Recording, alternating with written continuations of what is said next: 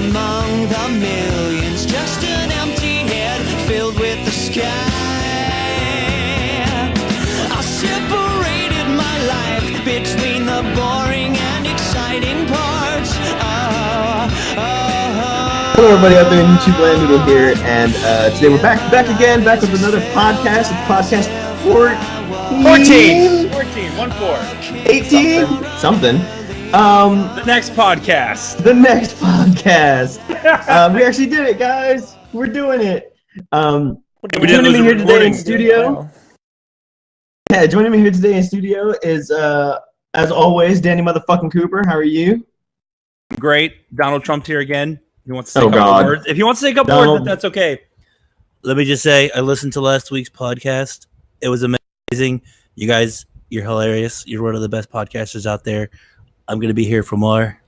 I can't wait to join you again next week. Have a good night. Remember, grab one, don't be one. Oh, God, Thank you, Donald. Thank you, Donald. Appreciate it. What a pussy? Yeah. Hey. Also joining us here in studio is C Squared. How are you doing, buddy? I'm suffering from crippling, debilitating depression. How are you? That's a drink. I've never had that drink before. Does it have Jack in it? Sounds fantastic. It has lots of Sounds like tequila. it. Sounds like a Jameson drink, personally. It's every worst drink ever. Finally, we have a guest star onto the podcast. Hopefully, becomes a regular. That'd be nice. Is Vic Victory, the professional wrestler? Yes, a luchador. Oh my god! I don't know How you doing, Vic? I was better. Okay, for those of you guys at home, I was gonna say, for those who don't know, Vic plays with me on Destiny. We raid with Andy Trill, Hothead, Shorty's dad, who I can't remember the name of, and a couple other people. So we're gonna say hi to them if they're watching or listening later. Hi. Okay. Hello. Boogie. So you're the guys who take him away from me playing Overwatch. That's fine. Yeah. Someone's gotta play with him. That's true.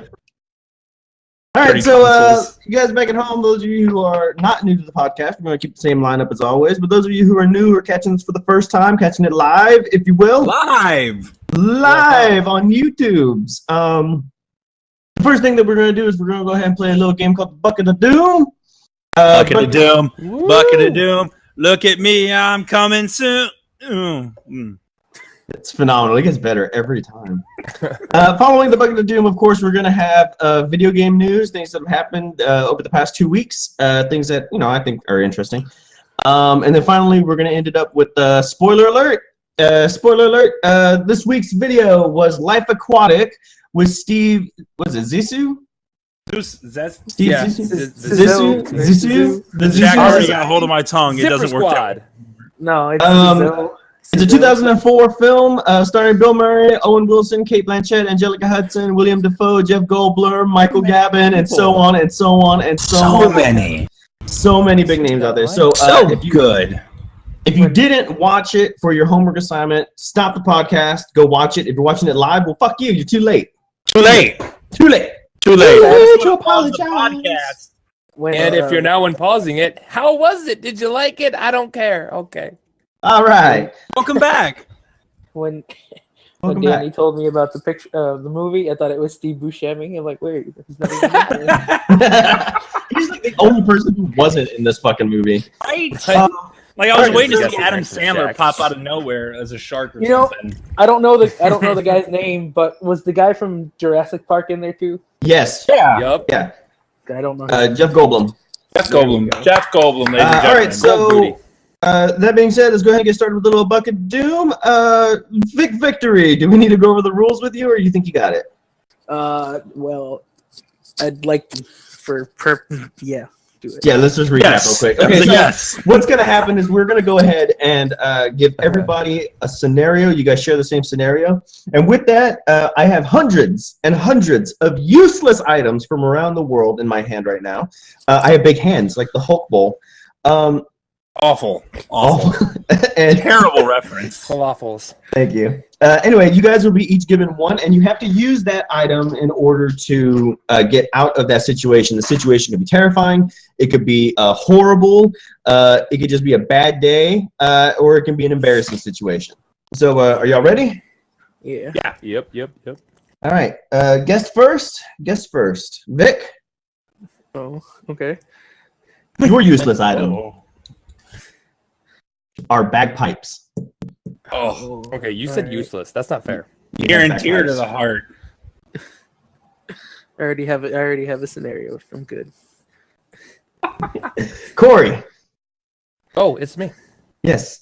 You have a soft rock power ballad.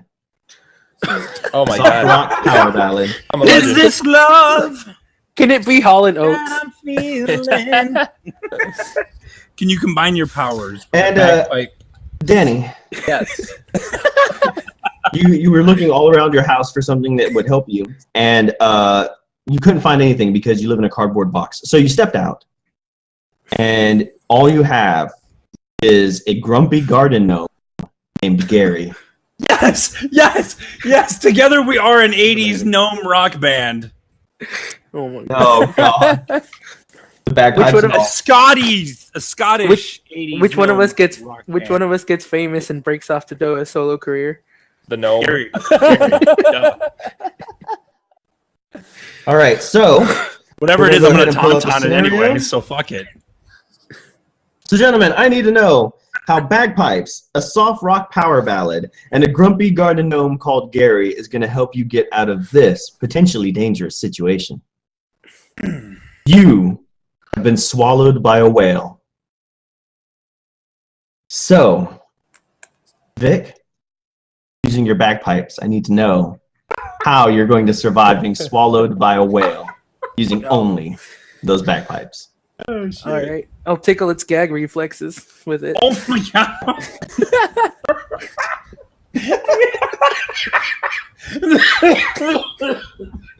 All right. So you're just like, I don't know how to play the bagpipe, so you just like pick it up and like rub it against its gag reflexes. More like a jabbing, not rubbing. All right. Corey, how are you going to survive this whole being swallowed by a whale thing using your soft rock power ballad? You ever seen a music video for a soft rock power ballad? They're riding aquatic animals all the time. I'm going to join forces with this animal, and we're just going to ride into the sunset while I rip a tasty riff on my guitar. Nice. Mm-hmm. Danny, do you think you can do any better than tickling some gag reflexes I and do. riding off in the sunset with the soft rock power ballad using only your grumpy garden gnome called Gary? I do, and I wish you had the stream up because I'm gonna do a visual now. So I got my gnome. I'm gonna use Super Saiyan Rose Black Goku here, but they got the pointy heads, right? I'm gonna take this from a biology approach. Whales, they breathe through the hole in the top of their head. I'm gonna shove that gnome up there, so that way he can't breathe, and he's gonna have to surface and spit me out, and I'm gonna go shooting out through the hole in his head. All right, can I ask a question real quick? No. Are you doing this? Are you doing this from the inside or the outside? From the inside. From the inside. Okay. All right. Biology, friend. I've sat down with my council of elders and we've debated about this. And I will have to say that I feel like you could have done more with the bagpipes. I don't know if with bagpipes I would have tried to speak whale. That's what I was thinking. That's what I was thinking. And try to- Pied Piper of sorts too. Yeah, you could use the Pied Yeah, Piper instead of like using a little piccolo. It's a whole bagpipe for a whale. So I'm gonna. I'm not really impressed by that. Starting The off soft weak, rock power friend. ballad. Normally, those aquatic animals are like dolphins. And you have the problem of being inside the whale, which is a badass stage, by the way. But I believe that Jonah also tried that, and it didn't. So I'm gonna have to go with the grumpy garden gnome called Gary, suffocating the whale. Science wins. Science Well played, wins. Gary. That's 1 point for Danny. Go, Gary. Good job, Gary. 1 point for Gary. I should have started off with like, have you ever played Kingdom Hearts? And then just Once or twice. Maybe. remember when you were stuck in the whale? Just do whatever. Not even once. That's what he was. That's what he was referencing. I don't. Are you ready? Yeah. Danny, Yeah. You have a solid gold crucifix. Oh. I burst into flames. Game over. You guys win.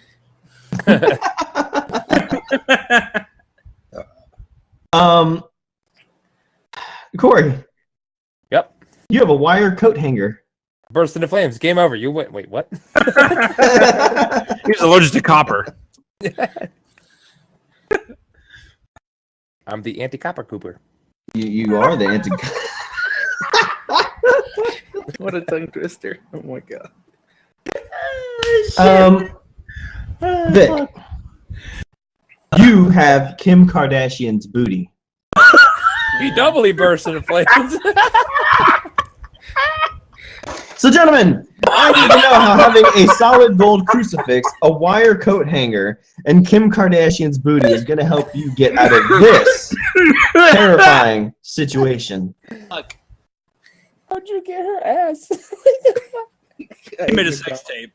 Yeah. A headless horseman wielding a razor-sharp sword is chasing you through the woods, and he collects heads, gentlemen, and he's coming for you. So, Danny, I need to know how your solid gold crucifix is going to help you fend off the headless horseman. I mean, it's solid gold, so, you know, I'm not going to use it in like a defensive way because gold is soft, sword's super sharp. It's going to cut right through it and fuck my world up. So I'm just going to kind of like, you know, throw it at him like a ninja star. I hope it hits him. I'm going to throw center mass, of course. I'm going to throw center mass and you know, hope he bursts into flames. All right. Gonna throw your gold crucifix at the headless horseman. Hope you burst into flames. Corey, you think you can do any better with a wire coat hanger?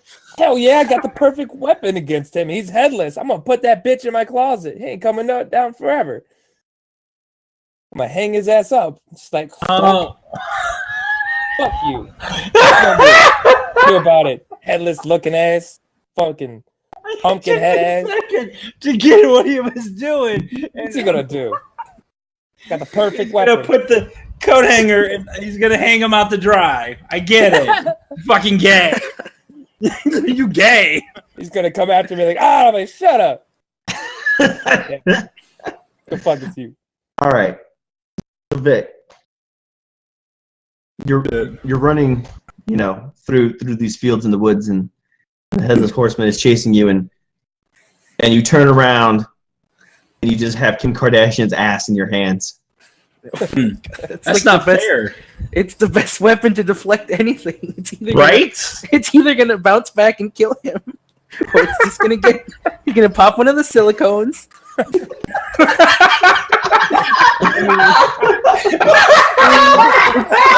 You should have just told me you have a shield, because that's pretty much Fuck. Okay. All right. So, The bubble shield. Danny, I like bubble shield. It sounded like the Hedgehog or Titans on Destiny. He wham. It's like a priest off of WoW. He's just throwing Kim Kardashian's asses everywhere. He pally bubbles and gets the fuck out. All right, so Danny, I liked your last answer, but I don't much care for this one. After watching Sleepy Hollow, you know, crucifixes didn't really do anything to it. Right. And At least I didn't don't. taunt on it. I mean, that's true. I think the only thing I probably would have done differently is try to perform an exorcism right then and there. That probably wouldn't have saved me, but I think it's better than just kind of just throwing it at him and hope you hit him. Good aim. This is such a tough choice. I mean, you got Corey who's hanging a motherfucker out to dry, and then you have the Kim Kardashian bubble booty shield that's fucking built like Captain America's. Oh The star is the man! fucking brown eye. No. I think I'm gonna have to go with Kim Kardashian's booty. Vic, you get the point, man. 1 point for you. It's his duty to serve with the booty. Oh my god! Call of booty. All right, you ready? Corey. Corey, you get a cactus. Hell yeah. Danny, Yeah. you have a can of WD-40. Yes, I can move anything. And Vic, you have a piranha. Oh. Gentlemen, Fish out of water. Yeah, it's already dead. It's already so gentlemen, I need to know how using a cactus, a can of WD-40, and a piranha that you're going to get out of this embarrassing situation. Fuck. It's the night before your wedding, and your so-called best man has tattooed a penis on your forehead. Damn it. So gentlemen, more importantly, Corey, I need to know how you're going to use a cactus to help you out of this situation. Yeah, I already know what you're all thinking. I'm gonna scratch that shit off with the cactus, right? No, I thought you were gonna sit on it. Why would I sit on the cat? That doesn't. Hello? I don't know. That doesn't make any sense. No, this isn't just any ordinary cactus, my dudes. This is Cactor from Final Fantasy. This is my hombre, you know what I'm saying? He's gonna magic it up and get this tattoo off of my body because it's Cactor. Mm-hmm. Is magic. That's a legit answer. I like it. All right. Danny, you think you can do any better with a can of WD-40?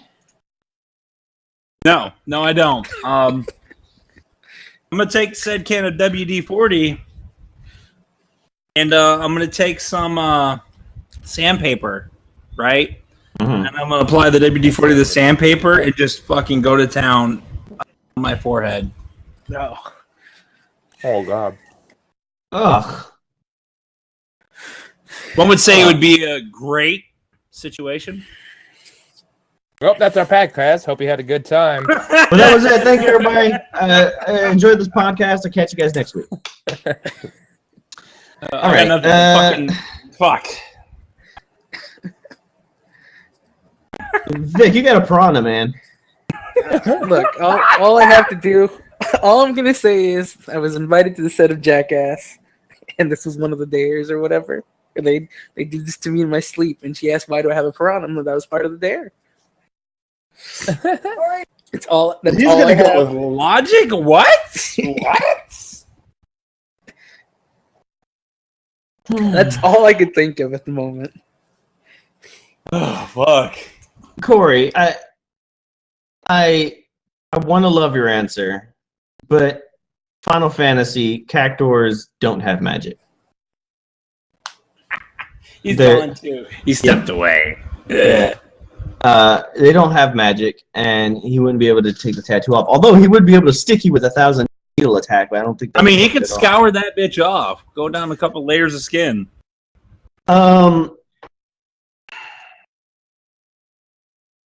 A can of WD-40. You really didn't have anything there, Danny. I really didn't. I tried to. Yeah. So I mean, I'm sorry, I can't give you the point.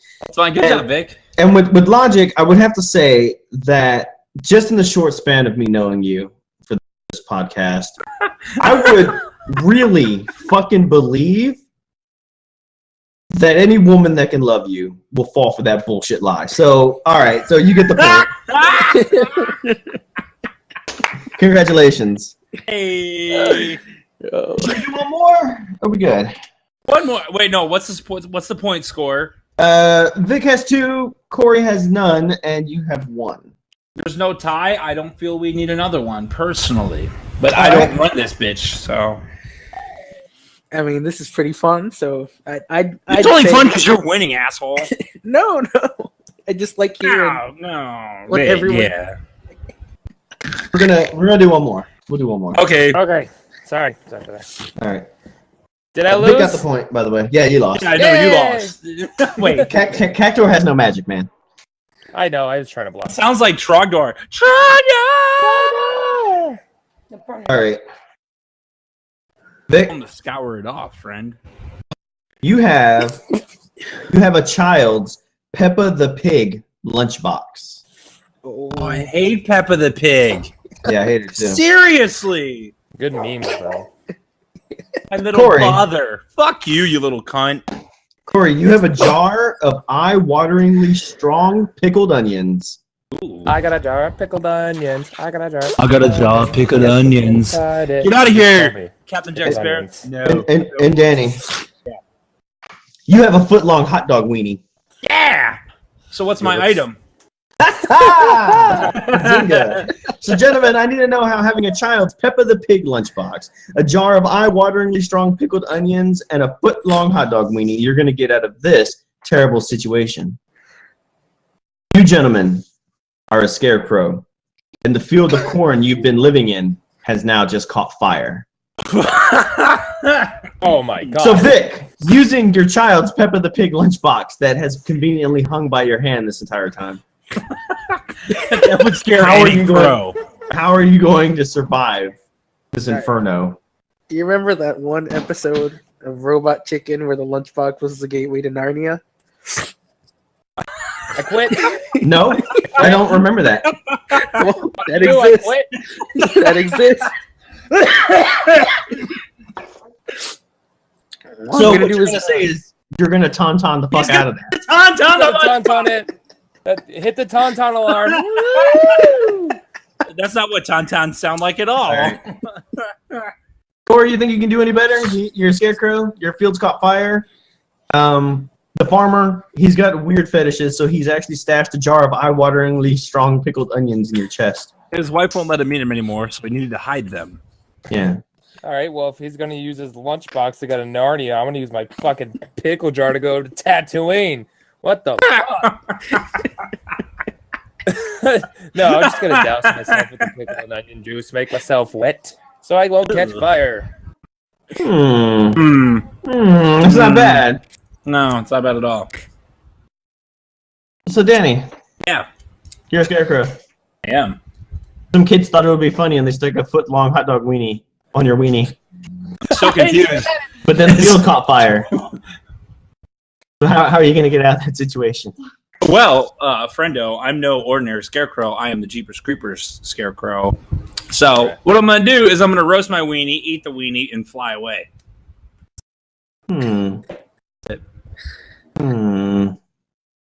Bruh. All right. I've gone around the country and taken a nationwide survey. And out of 100 people, we've asked. out of 100 people, we're going to have to look at is foot-long hot dog roasting on the board. Yeah! No, I'm sorry. No. You didn't use your item to get out of the situation. You just ate your item and then flew away. I didn't fucking tauntaun it like these two clown shoes. I didn't tauntaun nothing. That's right. You respect the tauntaun, you fuck. I'm the one who invented the tauntaun, you bitch! I did! Fuck off! What? From the two that are left. God, it's so difficult. Both equally horrible, best. I'm sorry, I'm probably going to have to go with the Peppa the Pig portal out of there to Narnia. And only because while I believe that Corey would be partially okay, I don't know how large the jar is, so I can only assume that it's not that great. Plus, it's not water, it's vinegar that's inside of it, so I don't know if that actually catches fire. You may actually go up faster. Is vinegar flammable? Yeah, so I expended all my research and math on the last podcast, so I'm just going to go ahead and say that Peppa the Pig is actually a portal. So, Vic, you get the point. Tauntaun never fails. All right, so the points right now are, Vic, you have 3 points, followed by Danny with your 1 lonely point. And Corey, you have no points. You're fucking dead to me. I'm pointless. You're pointless. That's depressing. Oh, he's a circle. Oh, my God. God damn it, Vic. Go to your fucking room with your intelligent joke. Motherfucker. Because I'm odd. Because. All right, no. All right, so should we move on? Video game news?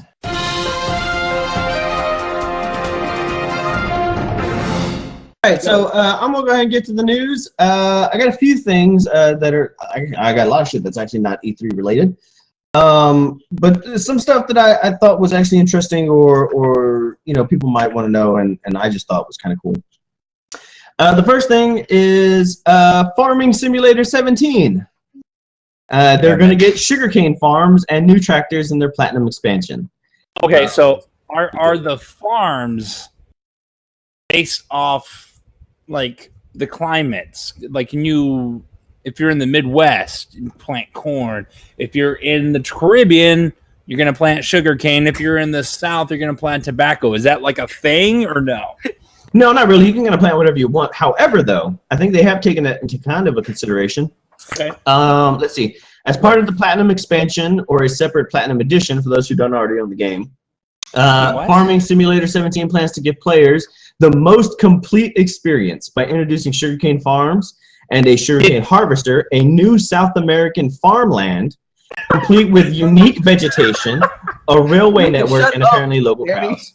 I know you said Caribbean because I live in fucking Puerto Rico, you dick. I don't know what you're talking about, hermano, brother, man. That's why you said Hold on, stop. I want to know, did they get bought out by EA with this crazy expansion shit they're doing all of a sudden? No. They've always had Farming Simulator. Like, you don't play that. I don't. You're right. They've always had expansions, but they'd be more like.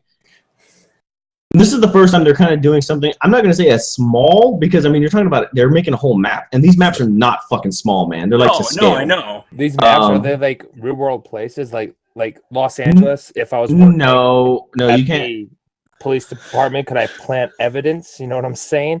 Oh my god. My question is, can you plant scarecrows and catch the fields on fire? Do the fields catch on fire in this game?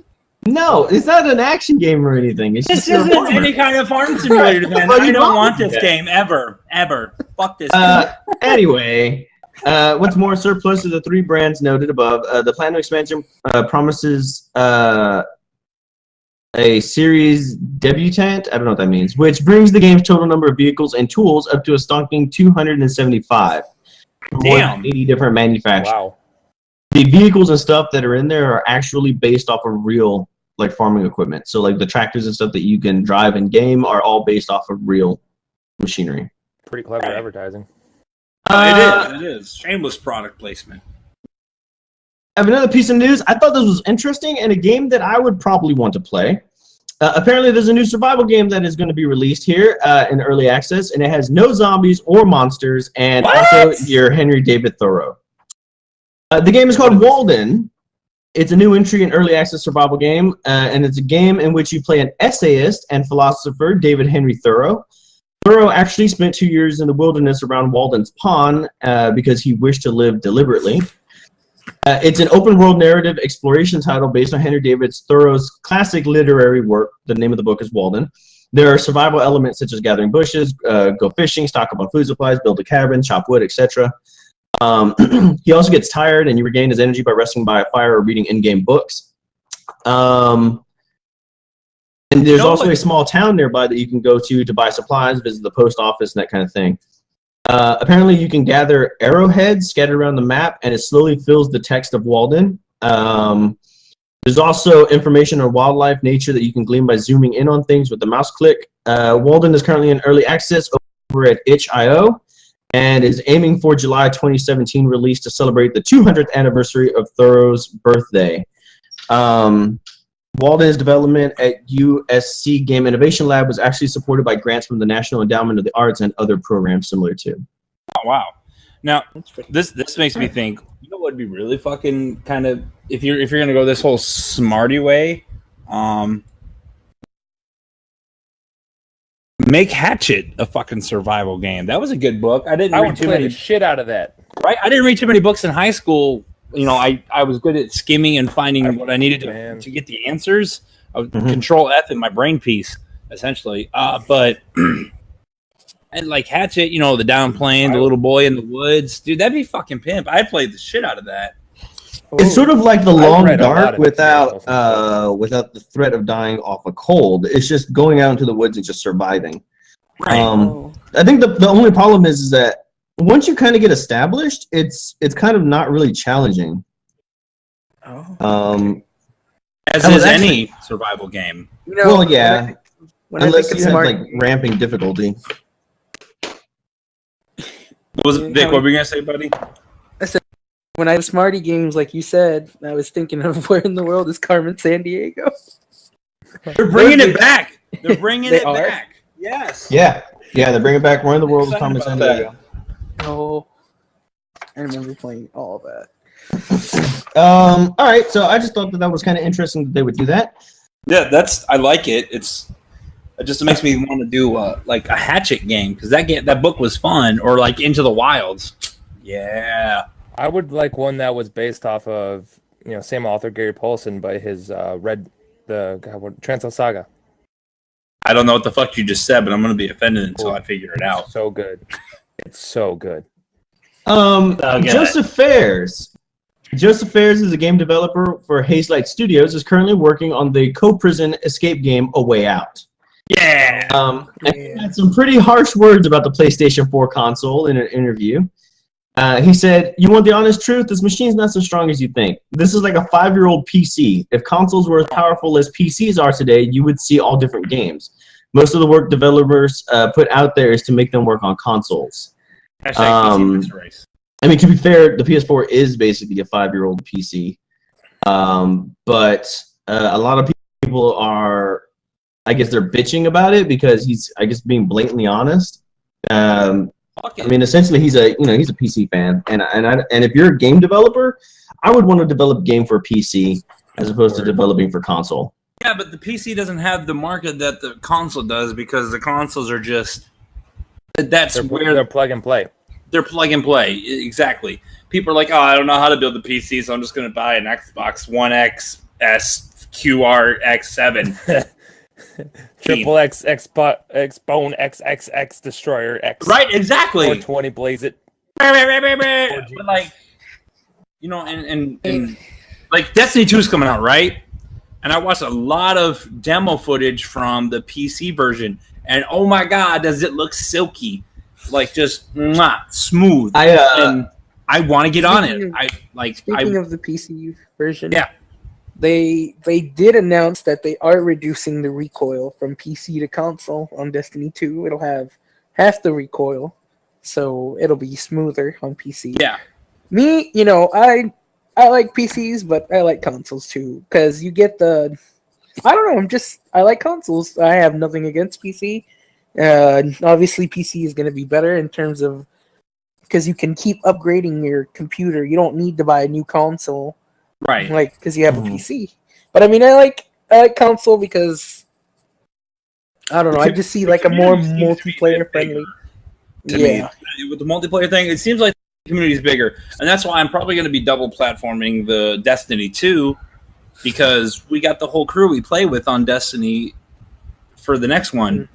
But PC's so fucking pretty, and I want to see 60 FPS as I, drop Fist of Havoc on somebody's fucking skull.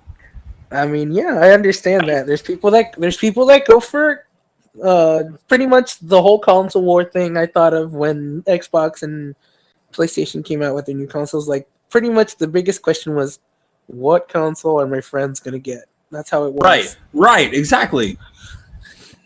And so that's why I think that's what console is more driven to, like playing. It used to be console. Because it was a living room experience. You'd always have games that were meant for 2-player, and then Xbox came out games for 4 players, GameCube, and you would do like Heaven, Mario Party, Super Smash, Test Drive, Halo 1, Halo 2, Smash. Heaven. Oh boy.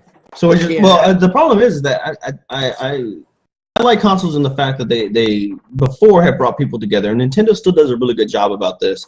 Yeah. But when everything started going online, then couch co-op basically fucking died. Yeah. And so there's no point, in my opinion, if I'm going to get on a game and play online, I may as well play on a fucking PC and have a bigger PC audience that way than to get console to do what? I mean, like a lot of these. And to me, like especially like this last generation with the Xbox One and the PlayStation, there's been a few titles on each of them that I've been excited about, but realistically, a lot of their only console exclusives aren't really all that great at games to fucking begin with. Right. I don't know. I just feel God of War is the biggest like exclusive that I'm even ever stoked about. Like Gears of War, Forza Spider-Man. 1. Nah. I don't know if the new Spider-Man is coming. I want to get excited for Spider-Man. I do, but like, it's Arkham. You're afraid it's gonna be like Superman 64? No, it's Arkham. It's Arkham. That game is fucking Arkham with a Spider-Man skin. I watched that trailer and that gameplay footage, and that shit was fucking everything of Arkham. I got something new. We're ready to move on. Yeah. Nidhogg 2. We mentioned Nidhogg in the last podcast. Well, Nidhogg 2 footage has been released. It's coming out for PlayStation 4. It's also coming out for PC. And have any of y'all played Nidhogg? No. Okay, well, the graphics are basically like stick figures. Very pixelated stick figures. Oh, this is that game again. I'm going to put that on my friends list right now, or my wish list. But this one, they have updated graphics. So it's an actual 3D model. He's running around. It's still 2D side-scrolling action. But they now have other weapons to include a bow weapon. So it's not just swords. They have different stuff. And a new move that will allow you to stomp the other player's head into the fucking ground. How do you spell that, friend? Nidhogg 2 will be out sometime this summer. Yeah, the original game actually came out in 2014. So it's been a while, but it actually looks pretty good. I've seen it. Fun. It looks fun. Yeah, it looks great. Going back to the PC console thing, a lot of PC shit's being ported to console now. Dead Before Daylight is now officially on PlayStation, Xbox. I don't know if it's on Xbox, but I assume it's on Xbox. But Dead Before Daylight's finally over there because of the whole Friday the 13th shit show that is that game, and I don't. Oh, I heard it's getting really bad like reviews and stuff. I don't know. It is, and their server crashed because they weren't ready for the amount of people, and they're giving away a bunch of free shit. But like, it's the same map over and over again. Whereas opposed to Dead by Daylight, Noodle, you and I have played this together. Where they got like 4 or 5 maps. There's like 6 different fucking maps, man. It's terrifying. It's not the same fucking killer over and over again. You can pick it, and everything's randomized too. So like, even when you play the same map over and over, everything is kind of changed around in the map. Exactly. Is that the game that has where you have to look for the watches to make the portal to escape before? No, I'm maybe thinking of a different one. They might have. That might be a new one. No, there's a game like that where you have humans and a monster, and the monster is invisible or whatever. It's like a demon, and you have to find these watches with like your paranormal. You might have had a different game mode. That sounds like it. The same. Yeah, that sounds like it, but that's not really the same thing. Like in this one, you play a group of humans who are being hunted down by the monster, and they're like slasher villains. Or you play the monster. Yeah, and then you don't collect watches, but like in some of the scenarios, like you have to start up generators, and you have to start up enough generators to open the gate in order for you to leave the map, like that kind of thing. That's something like that.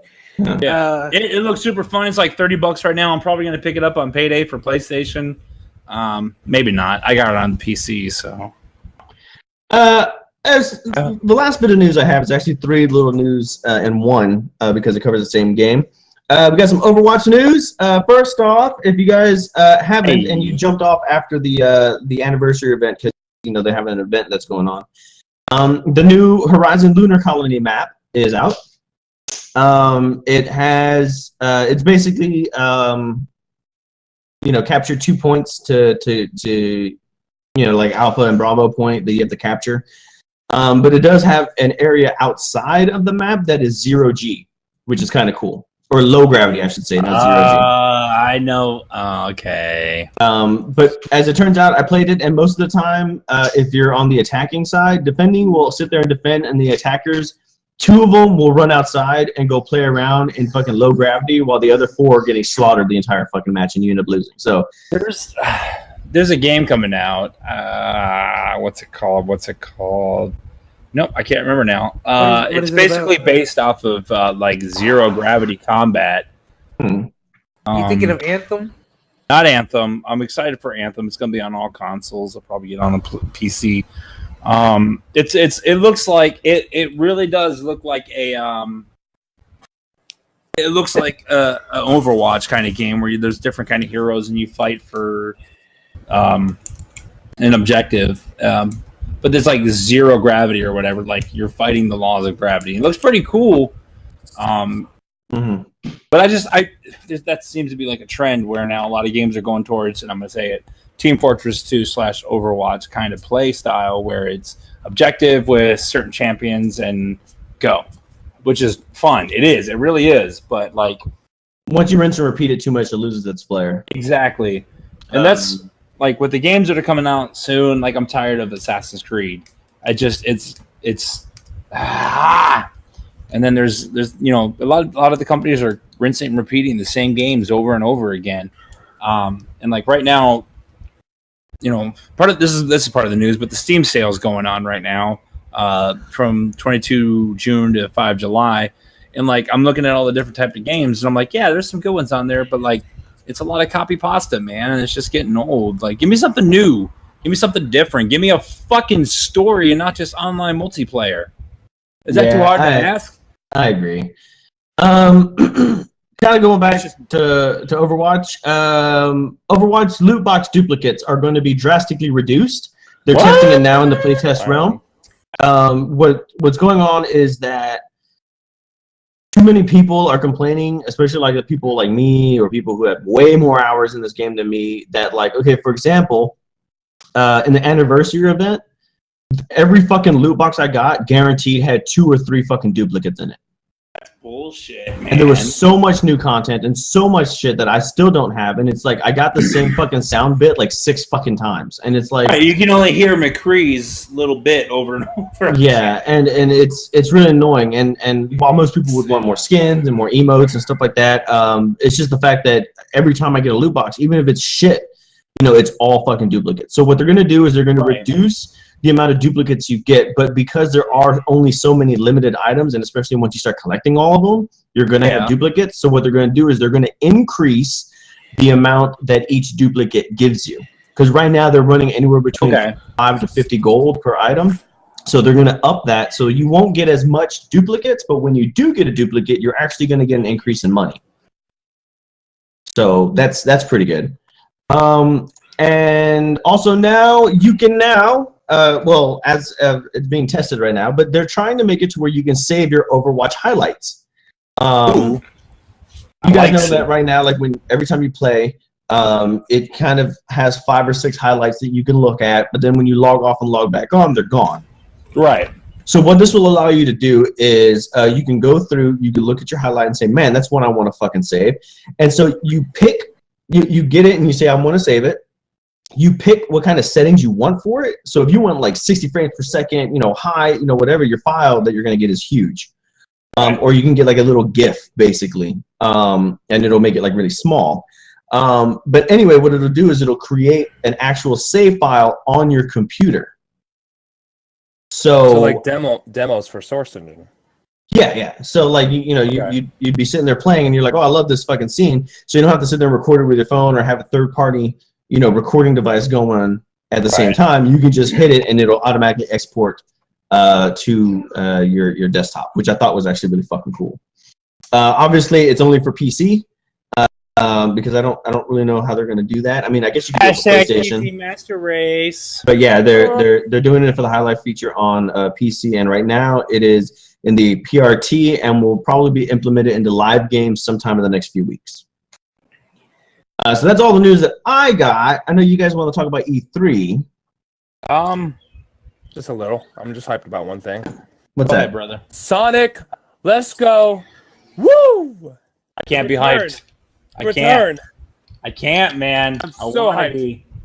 I want to be. I'm excited for Anthem. I really am. It looks like what Destiny should have been.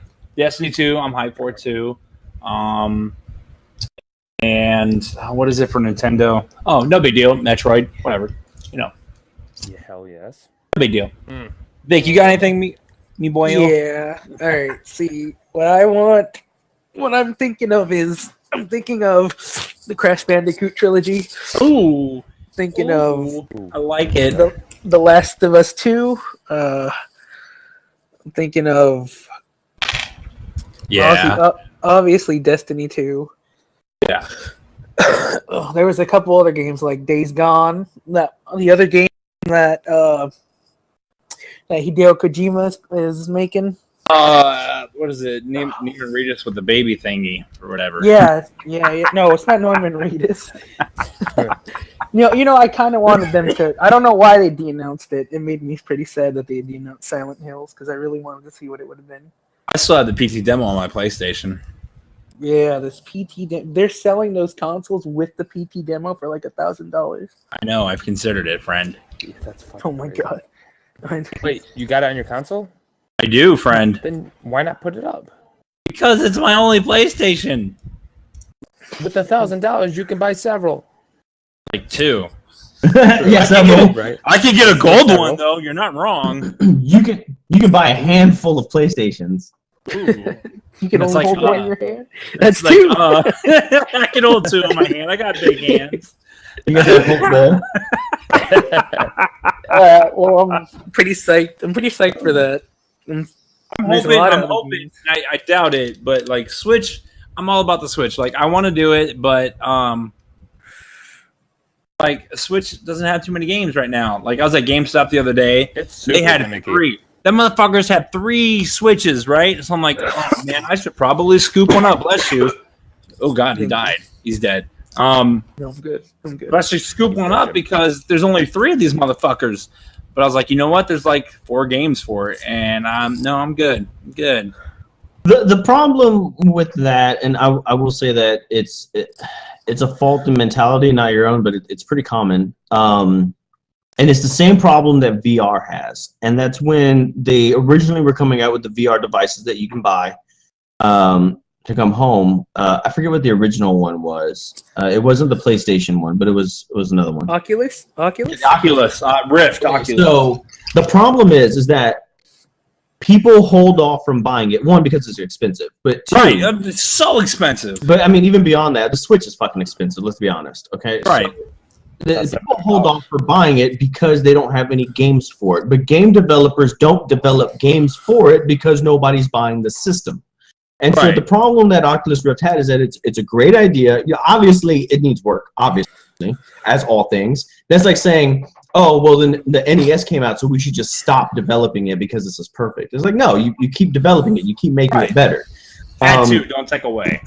So, you need people to buy it in order for people to make those games. And right now, I really feel like the VR is being held together by the indie industry. Yes. And not by big games, which is really fucking sad, because if they would turn around and start shitting out, if the AAA brands would go and shit out more VR games or make their games VR compatible, then I will say, then I think it would be a lot better. You're right. VR Skyrim. And E3, exactly. cool. E3 had Fucking VR Skyrim. VR It's coming out. fucking, They got it. Grand Theft Auto. It's coming out. And then VR fucking Bioshock. See, VR sick. Bioshock. Fucking Like, sick. they You know look what I'm saying? beautiful, and I'm down for that. But why did it take 2-3 years ish to get that fucking far to do that kind of fucking thing? When those games are like the creme de la creme of fucking gaming, give me a fucking VR Witcher. Give me a VR Witcher. I'll be on that bitch real quick, man. Give me a Well, I mean, that once VR again, Harry it's Potter. the problem that you just stated yourself. They had 3 sitting there, and instead of picking one up, you said, oh, well, they don't have games for it. So you went off and you probably purchased something else that you were more familiar with. And it's the lack of the game selling that really kills the consoles. The Wii U was a great system, but it fucking died because people weren't buying it because they weren't having games for it. They weren't developing games for it because nobody was buying the fucking system. And the problem with, and this kind of goes back to my root problem with consoles in general over PC, is that if you want to come out with a game for PC, you just make the game and you fucking put it out.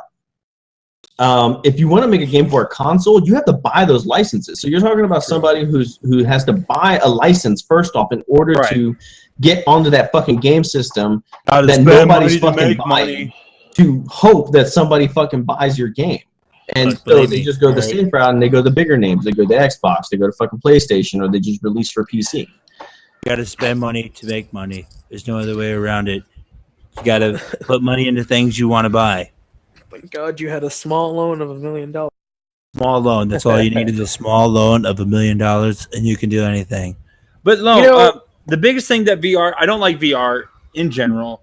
I'm violently against it at this point, except for things like what was it, the Void, that fucking room where you can the environment interacts with the VR and it's fucking real and it's a thing. You can walk around and shoot shit or cast magic spells or hack a sword, and it's real. It's not fucking standing in my living room and tripping over my goddamn coffee table and then breaking my $400 VR headset. No, fuck all that shit, dude.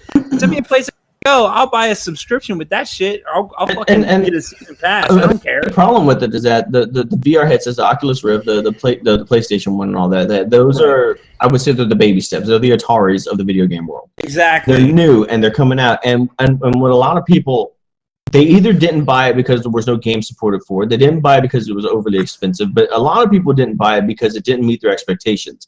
When you say virtual reality, people like what you have. They want a fucking holodeck. Right. They want a full danger room, the war room. Exactly. They want that kind of stuff. And obviously there's no technology to back that yet. But you have things like the Void that are coming out. And it takes people not just to give it fucking thumbs up. I just saw a new one the other day. Actually, just go.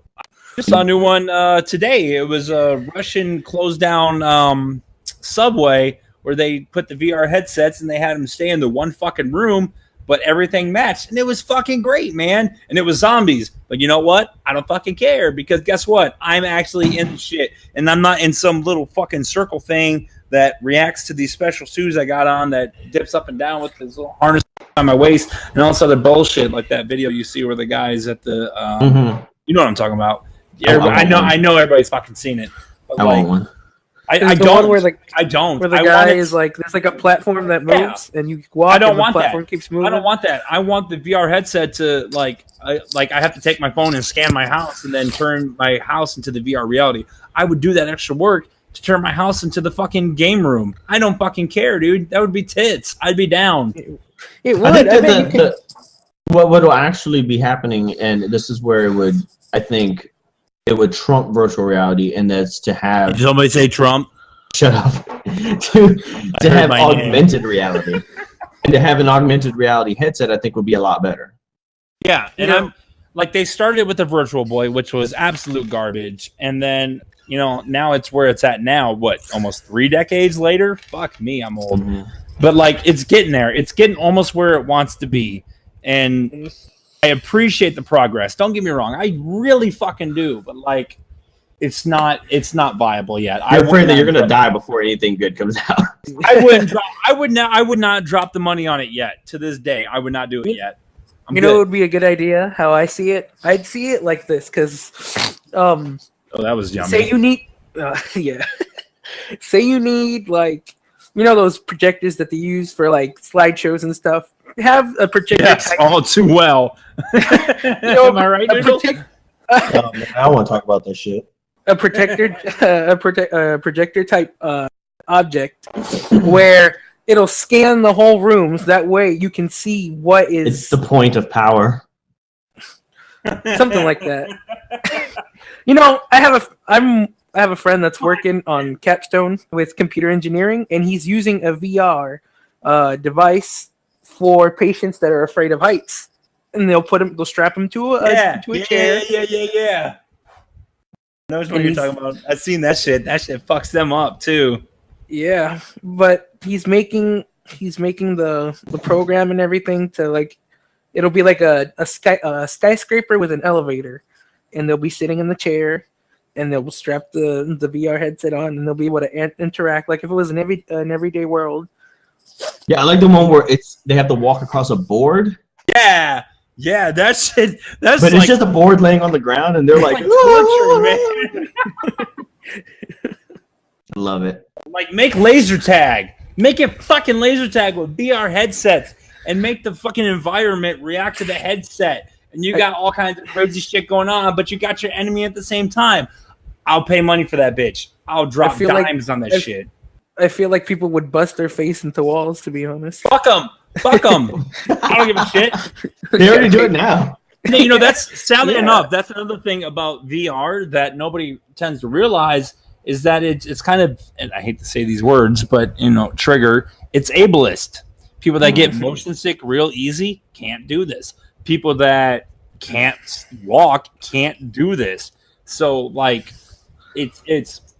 It's ableist. You have to have your Okay, money. but You have to people have can't all this can't shit. take It theirs. sucks. Yeah. They aren't ableist. I know, but I'm saying VR is borderline ableist. Like if you can't handle it psychosisly because you can't handle the virtual reality part and your brain breaks, or you get fucking vertigo real easily, you can't do it. And your brain breaks. It's going to end up to your brain breaking. Speaking another thing about VR, I honestly hate it. I honestly hate it when parents put it on their little kids and they put in Resident Evil 7. Just so they can Why would see. you do that? That's so fucked up, dude. They do. There's videos on it on YouTube. No, I know. What makes me laugh the most, because they deserve it, is the kids screaming and busting their face and breaking the VR.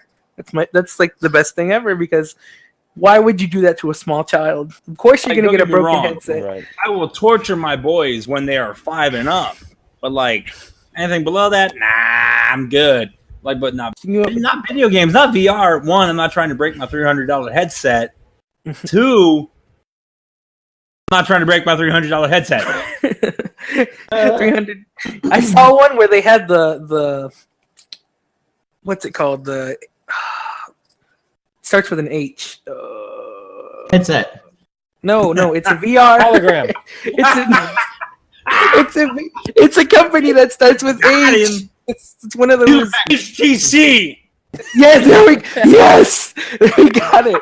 It cost $800. Oh my god! Are we done with video game news? We're done. Yeah, Fucking we're movie done. time. We're done. Movie time. All right, we're gonna go move on to movie time. Oh. This week's movie was Movie time. Movie time. Here's my shitty, stupid rhyme. So aggressive. This week's movie was The Life Aquatic with Steve Zissou. Zissou. It was a 2004 film featuring Bill Murray, Owen Wilson, Kate Blanchett, Angelica Hudson, William Defoe, Jeff Goldblum, Michael Gabin, so forth, etc., etc. Goldblum. Jeff Goldblum, fucking bae, bro. He's the fucking, he's the man. And he's like, If you haven't got a chance, go and like the same picture of Jeff Goldblum every day. Yeah, it's a Facebook page. It's called The Same Picture of Jeff Goldblum Every Day. And it's you should post a picture up when we had mentioned this. Just I will. And it's right. It's right there. Okay. So good. So I guess we'll go ahead and get started. Corey, since you were the one who picked the film, when was the first time you saw the film, and what was like? I guess your first impressions. Like, it just started. The scene just got started where everybody's speaking French. They're in the big expensive theater. So yeah, go ahead. My first impressions when it just started was, what the fuck did I pick? Like, honestly, like as it got more into it, I don't know what it was, but it was just like oddly captivating the more I watched it, and I couldn't take my eyes off it. That was just me. All right, Danny, what about you? Corey picked the movie, and you had to go click on it. Corey picked the movie.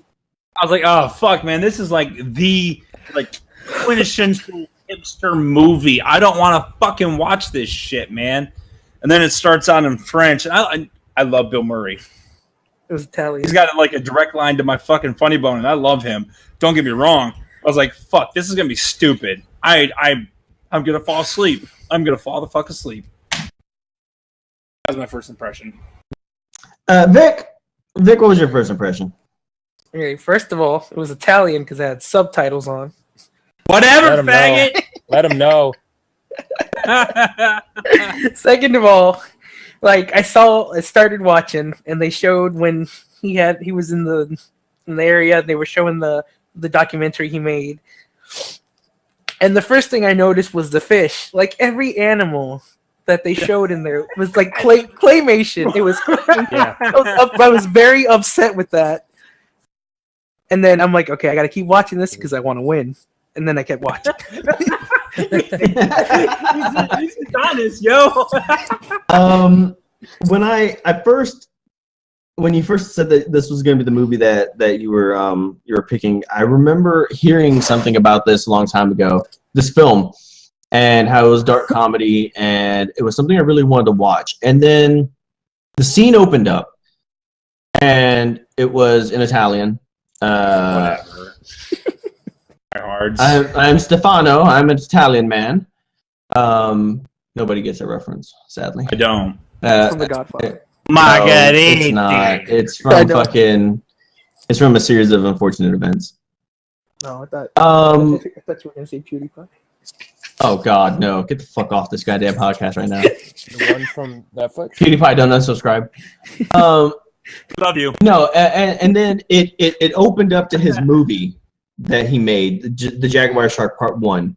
And it was the really shitty late 70s, early 80s intro. Yeah.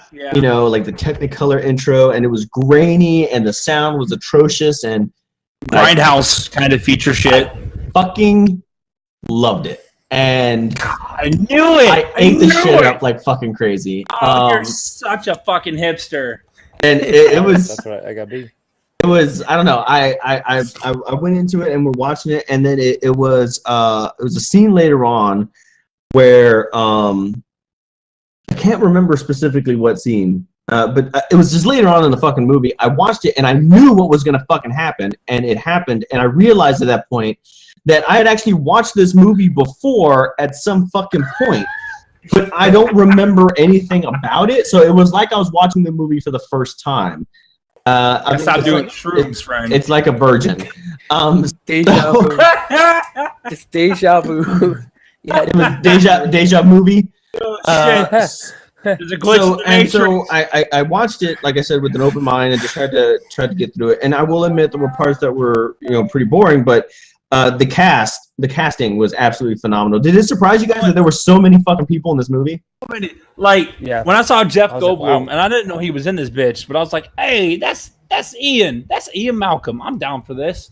And there's a lot of people in this movie, and I was really pleasantly surprised with the one that surprised me the most, and I didn't catch it until the second time I watched the movie, because I watched the movies twice, once to watch the movie and the second for the questions. Right.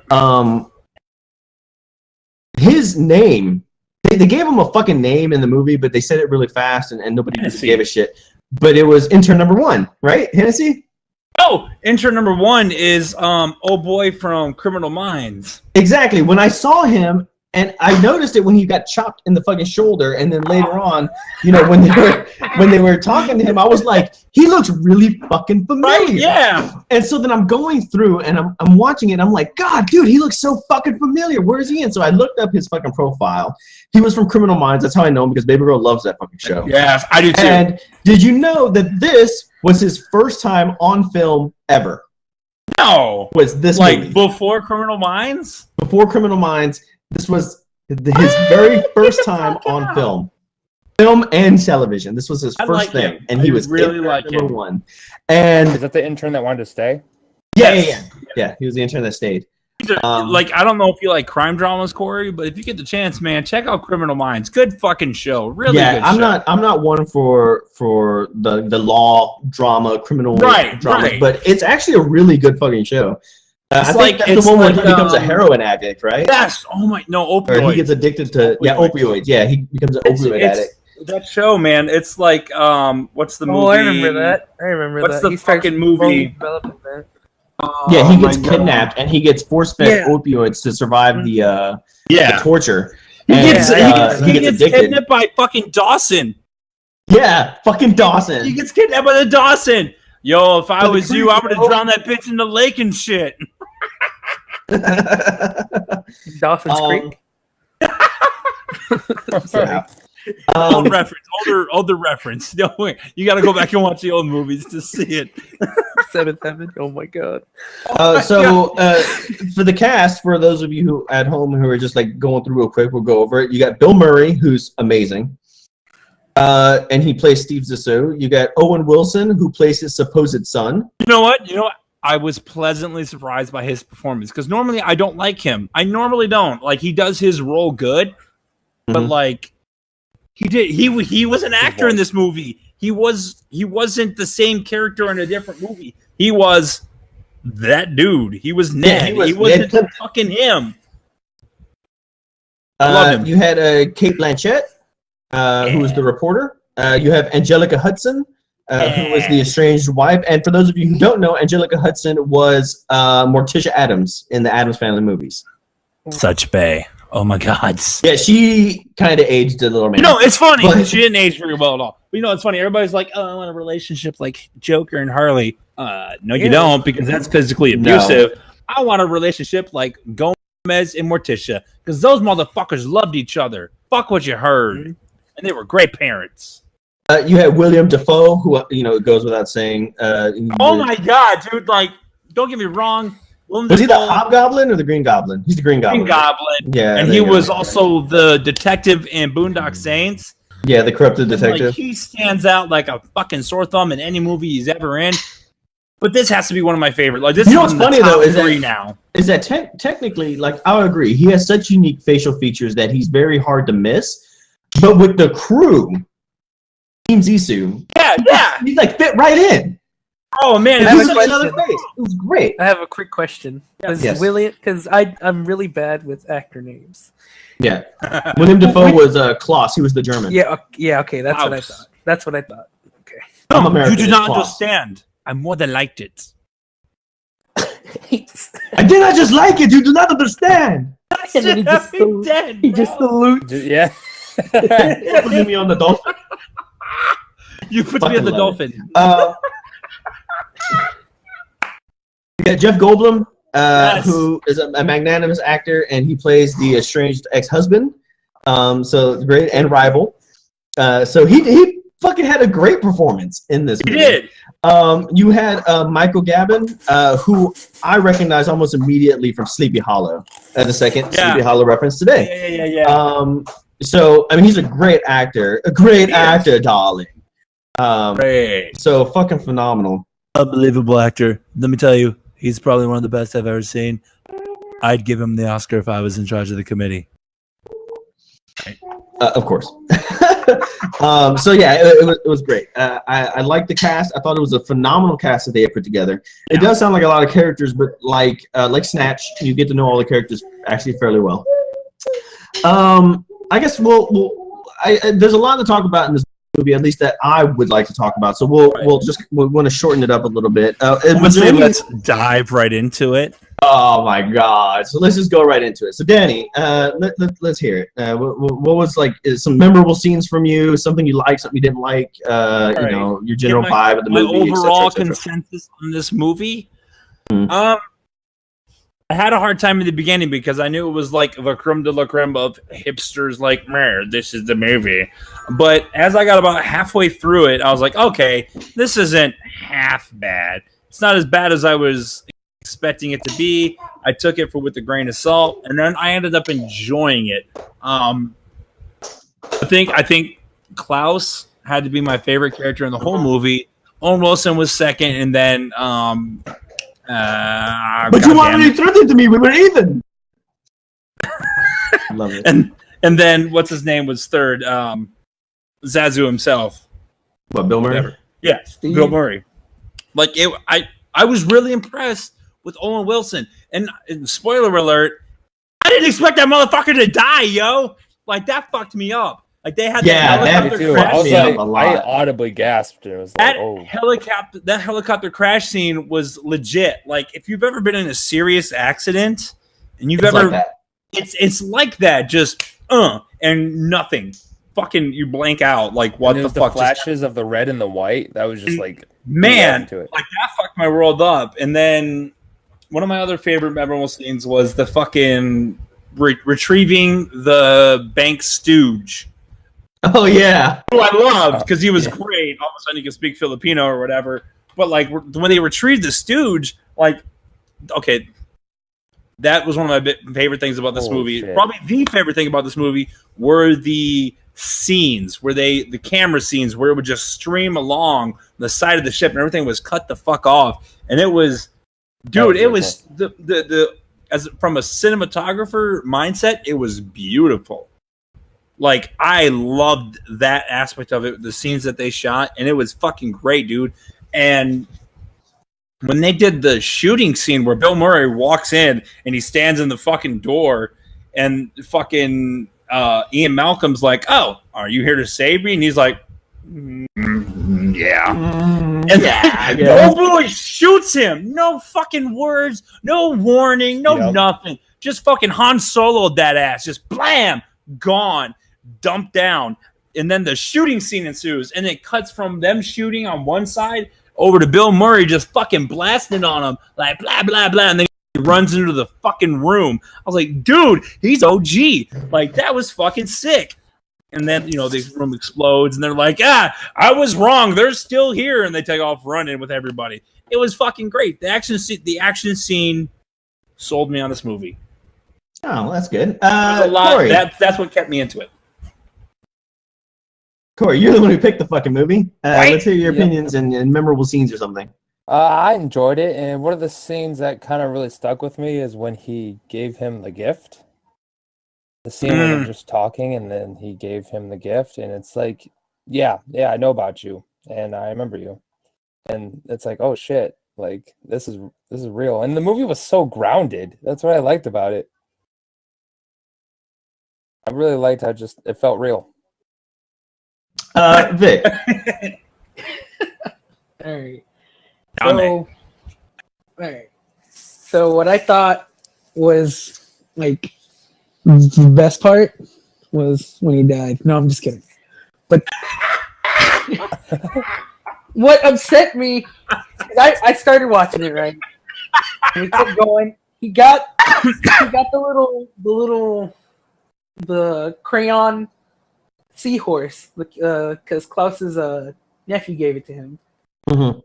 And what upset me the most was the damn animals were made out of claymation. But the movie was really good. It had its key points of comedy. It had its serious moments. It had the moments where, like, what happened? I mean, one of the sad moments for me was when they left the dog. Yo, really? For real? The three-legged dog. Yeah, Cody. They beat the guy beat Cody with a newspaper. Yeah. Yeah. Okay. He was like, "What's your dog's name?" It's Cody. He's just like, "What? Calm down, Cody." He's like, Cody, Cody. be still. And then Cody was with them everywhere. And then the part where Steve just starts to go freaking He gets John Wick. crazy-eyed. No, he goes John Wick and then tears the knot from his hands. Yeah. It just every shot misses him. The ship's blowing up. There's throwing grenades everywhere. Everyone ran away. It was a good movie. And then one of those heart-wrenching moments was before the helicopter crash. When he gives him, he's like, "Look, I still have the note from when you sent me it, and I named this fly the Sizzo fly." And then they crash, and then he dies, and then he dies. That was rough. Yeah, it was because I had the knot in my throat. I did have the jaw open. I was like, oh, I did not expect him to die. Yeah, I didn't cry, but I had the little knot in my throat when you know you're about to cry. I was like, oh, that's pretty sad. And like they were gonna adopt him if he was still. One of the things that really, really hit me was like, oh, he shoots blanks. That's what his wife said. So like I thought they were gonna expand more upon that, like, oh, or fucking out him entirely. Yeah, like you shoot blanks, and then she really was the brains of that operation. She was. Morticia had it. Yeah, she was smart about everything, and it was a good movie. when they were like, well, based on the wildlife in the background and the quality of the call and the time that it took for him to call, this is where they are. And I was like, yo, for real? Yeah. And my favorite character throughout that whole movie was Pele, because he was singing those David Bowie was songs. the boy, bro. Yeah. He was the singing bard. He was the bard. All those David Bowie songs in Portuguese. Oh man, that shit was great. Here's the thing, and you guys had some phenomenal scenes. I'll agree that all of them were really good.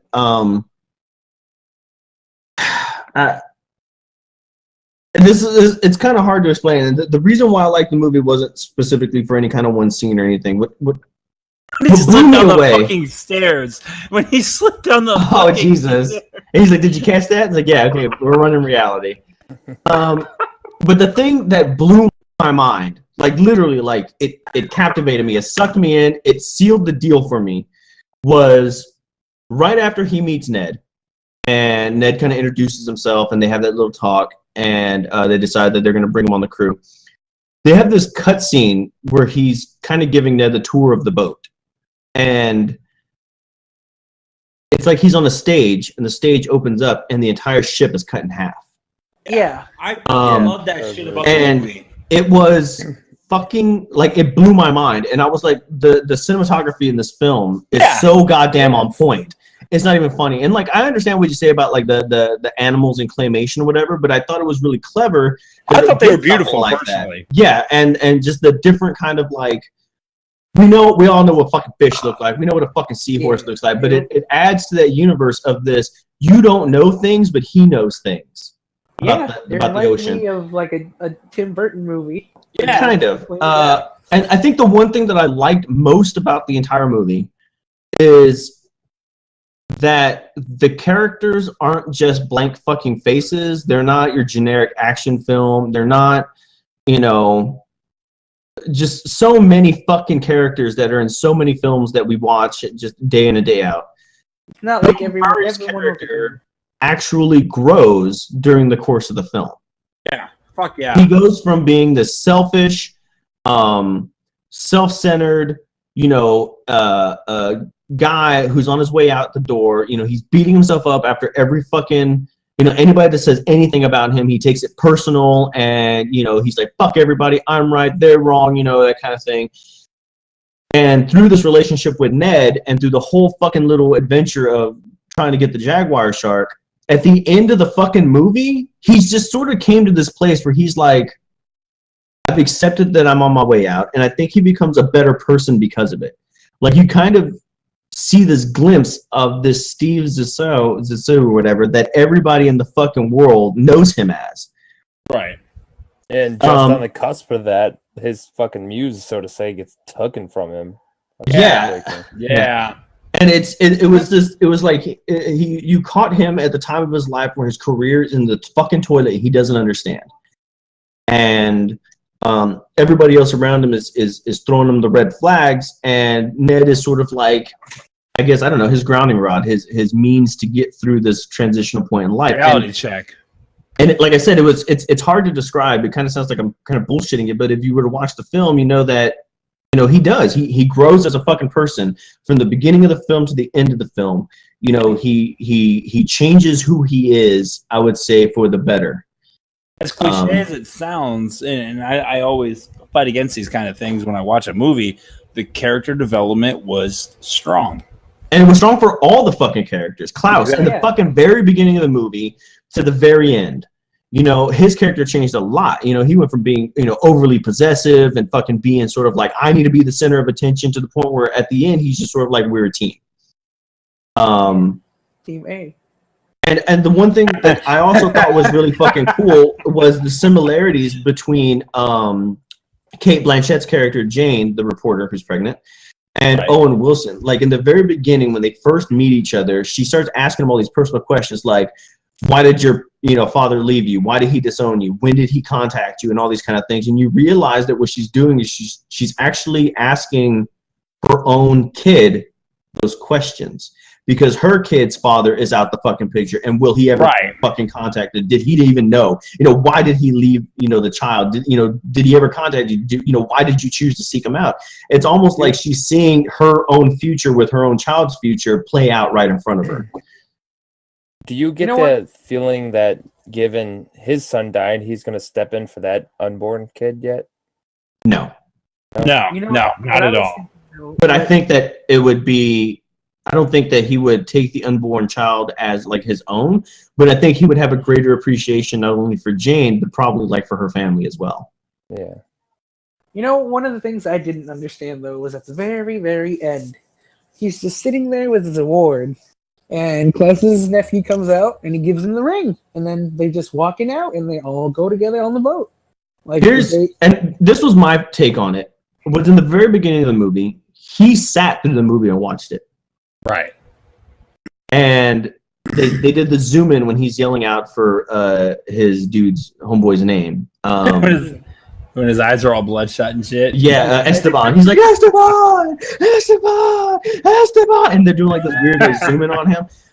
So he sat there and watched it, and they had a Q&A session afterwards. And from what I took from it, not saying that has anything to do with the actual movie or his character, but I think he was seeking for people to tell him that he did a good job. He was seeking that attention. He was trying, he wanted it. And at the end, he accomplished his goal, and he didn't give a fuck what anybody said. He didn't even watch his own fucking film.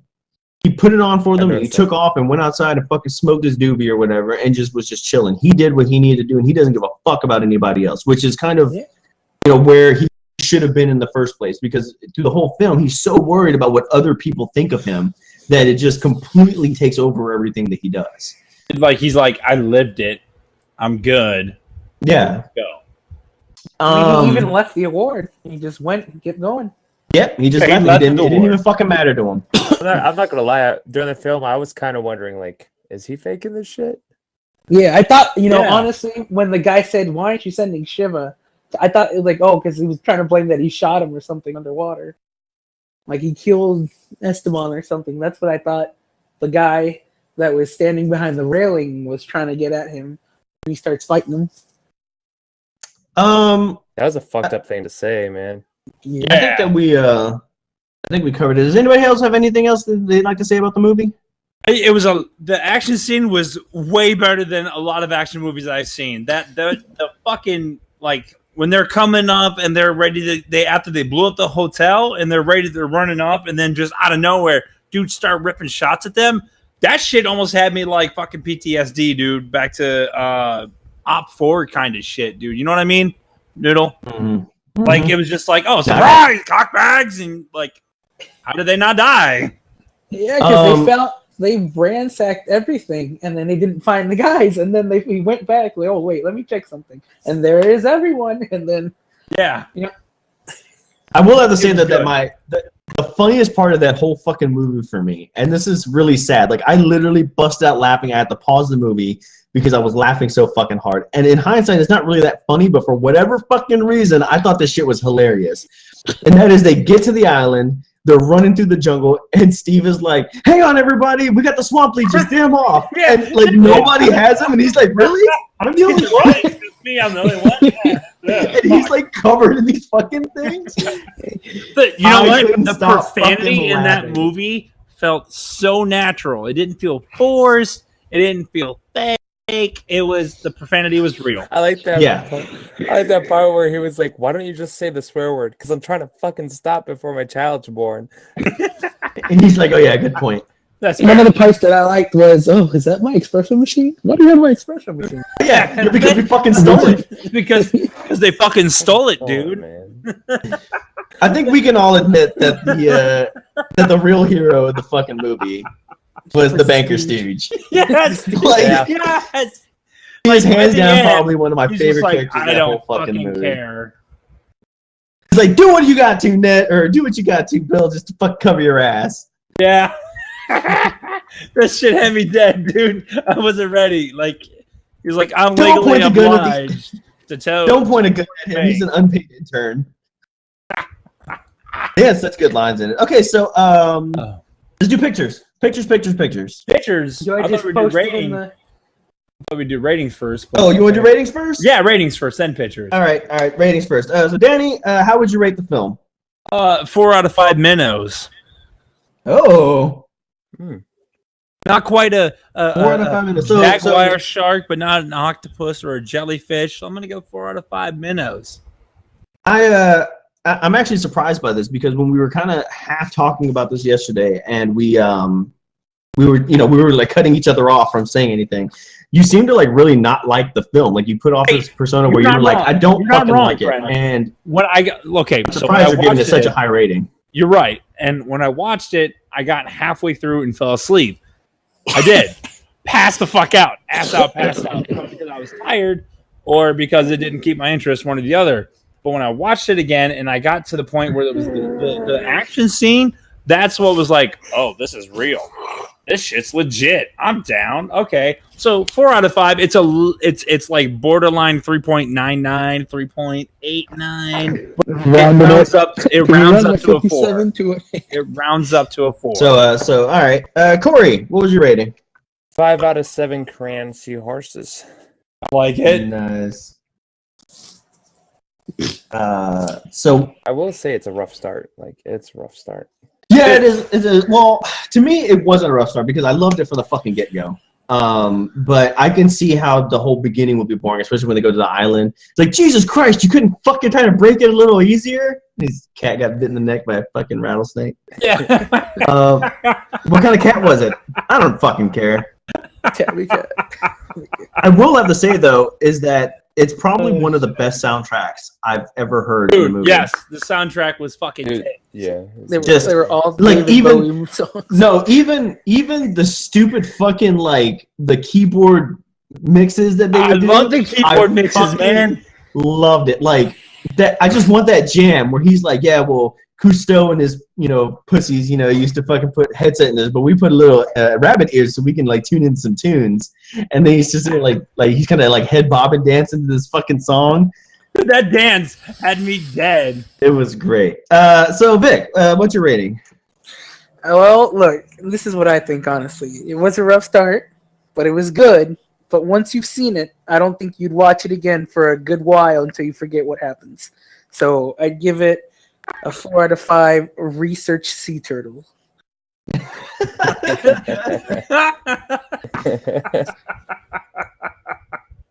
The one that's not present is the one that's still swimming in the ocean. Right. No, the one that's The one not that present wasn't is the dead. one they ate. Yeah, the one that wasn't dead. You ate 4 out of the 5 research sea turtles. It was the one they made for soup, the Vietnamese. I watched that movie twice. Once, like I always say, I always watch these movies twice. Where I watch it once to watch it and absorb the film. The second time because I'm looking for questions. And normally, when I watch, quote unquote, watch the movie a second time, I kind of already have an idea about what I want to ask for the questions. So I'll usually fast forward to those parts of the movies where I kind of want to see it. Last night at 1:30 in the fucking morning, I decided I'm going to lay down and go to bed. And I'm like, well, I should probably work on these questions. I ended up watching the full fucking movie again. And I plan on watching the full fucking movie Monday with Baby Girl. This is definitely a movie that this is going to be, as long as it's on Netflix, it's going to be my Big Trouble in Little fucking China. It's going to be my John Carpenter's The Thing. I can put this movie. Bold friend. Bold. I can put this movie on and just have it running in the background and be perfectly fucking happy. So my rating scheme is, you guys already know it. If you have 2 hours to blow or 2 hours worth of blow, I say put the drugs down, watch the movie. You're gonna fucking enjoy it. Get past the beginning, and just, I would say, sit down and absorb it for what it is. And I think you're gonna have a great time. So that's that. Also, I can't stress this enough. Amazing soundtrack. Yeah, no. Yeah. I would put it Absolutely up there with, and it's a bold claim, I feel, but God damn it, what's the movie? I just had it and now it's gone. Nope, forgot it. It's called The Aquatic Life. No, I know that one. That one's it's probably Wait, got you're one of the talking best soundtracks. Fifth But like Element? it's up there with Fifth Element, Nightmare Before Christmas, fucking Lord of the Rings, Star Wars. Yeah, the soundtrack is just so fucking good. I would compare this soundtrack to the Bastion soundtrack for video games. I wouldn't know. Well, I know because you haven't played it yet, asshole. Anyways, picture time. Picture time. Who's going first? I want to go first. I really do because I feel like mine is just tits, money, tacos. All right. I'm so proud of what I did, and I feel like it was the first thing that came to mind when I saw this fucking scenes. There we go. What is this? I'm so done with you. That's what I thought of, man. Like he's like, That's "Is that it?" And he's great. like, "That's it." Yeah, class. That's it. Phenomenal. Great picture. Great. Thank you. Who's next? Corey? Okay, here you go. Oh fuck! I'm not ready. Oh, I clicked the wrong thing. Fuck ass. I picked the one on YouTube. Just didn't edit. Damn you, internet. Hold on, I gotta start it over. Steve can't hear it. There's no audio. Oh. Dude, I'm loving it. I'm fucking loving it. It gets better. What is he doing? What? Oh. Steve.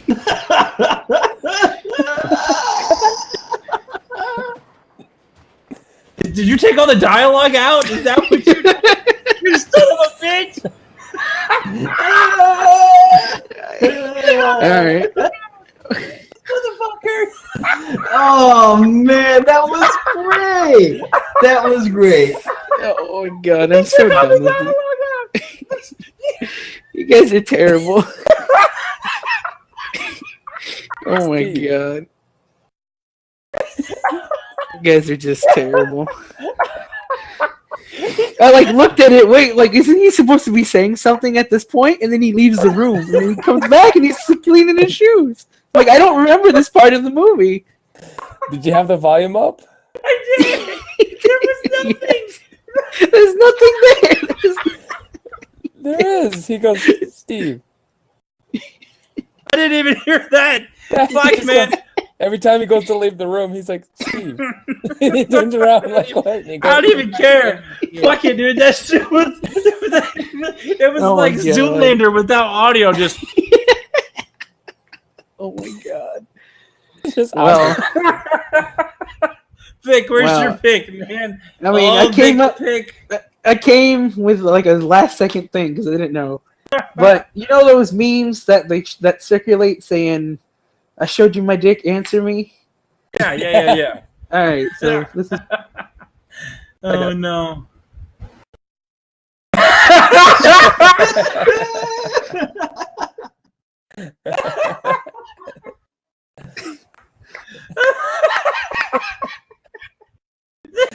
I like the picture. That was good. Amazing. Fuck All right. ass. Well, mine is not funny, I would say, but it is. It's my face. It's my face win. it's when Owen Wilson dies. Oh, never mind. Oh. that's Didn't good. realize. That's good. And that's the one thing I really liked about that whole thing. I wanted to say it in there, but it would give away my picture. Is that whole scene wasn't a model that they zoomed in on. That was their fucking set. Yeah. And there's a scene where he catches both of Owen Wilson and Kate Blanchett sleeping together, and he storms off, and they're going to go have a talk in private or whatever. And so they're walking through the ship, and you can see all the cutout, like the steel beams cut, and then everybody's walking back and forth the whole fucking time. And they steal all the shit from Hennessy's laboratory. The same thing happens too, and I fucking loved that, dude. The cinematography was great. It was phenomenal. It was that kind of shit where it was they could have went high tech. They could have tried to fake it, you know, but they didn't. They showed you that this was a cutout. This was our set, and I don't know. It was, to me, that was amazing. So the cinematography and the soundtrack, that's what made it a 4. All right, so Danny, who was your favorite? Your favorite? My favorite, Klaus. I love Willem Dafoe, and I'm a total Willem Dafoe fan and girl, but Klaus is easily my favorite. No, I'm talking about the picture, man. I don't care about that. I gotta go with my brother, and it's nothing against you, Vic. That was great, but That's the fine. fucking the no audio shit where it's Awkward fuck that. silence. Yeah, it's so good. Yeah. Vic, which one did you like the most? The video. Okay. Corey, your vote doesn't matter. Who do you like? I vote for me. Fuck y'all.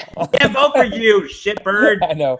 I vote for my brothers because that's fucking genius. All right. So, Corey, you go ahead and get the point for the Come on picture. the board. Yeah. And God. Just because you can see all the options and it's crooked and taking a picture from the phone, I think that Vic has the Essence Award. Yeah. No, I agree with it. That's good job, Vic. And you're All right, taking so- advantage of current memes. I like it. So the current point standing is Vic has 4 points, Corey has 1, and Danny has 1. The Brothers Rage are tied for last place. Fuck you. Ready for questions? Yeah, let's do this. So question 1. Question 1. With 1 point. With 1 point. Thank you. How large was the jaguar shark originally reported? Go. Danny. 50 feet. What? 50 feet. That is incorrect. Oh, I'm supposed to write me? No, You can write whatever you want. The question cut out, so I couldn't hear it. How large was the jaguar shark originally when it was reported? Take a stab at it. Go for it. 20 20 what? feet. No, that is incorrect. Vic, care to take a stab at it? Yeah. I think it was reported at 100 feet. That is incorrect. All of you. All of you. Probably as big Incorrect. as... Found in the very beginning of the film during his Jaguar the One, he reports it as it's 10 meters in length. Not even the right metric. That's 30 feet. Fuck. Yeah, if you all would have said 30 feet, I would have said okay. That was my first initial thought, and I was like, you know what? Bump that bitch up a little bit. Question 2. Wrong. Worth 2 points. Everybody ready? Yeah. Question 2. Everybody ready? All right. Worth 2 points. How many days was Team Zissou in unprotected waters when they got boarded by pirates? Go. Oh, damn it. Oh, shit. Vic, go ahead. Wow. I'm calling it 1 day. That is incorrect. Nope. Kenny. 4 days. Incorrect. No. 2 weeks. And also incorrect. 2 weeks. Wait, no. Okay, hold on. Stop that. Hold on. Are you saying from the time that they entered to when they got boarded, or are you talking about the date that popped up and it said they were boarded? When they popped up and was boarded, the little date. Okay. The day, I thought you were saying how long they went.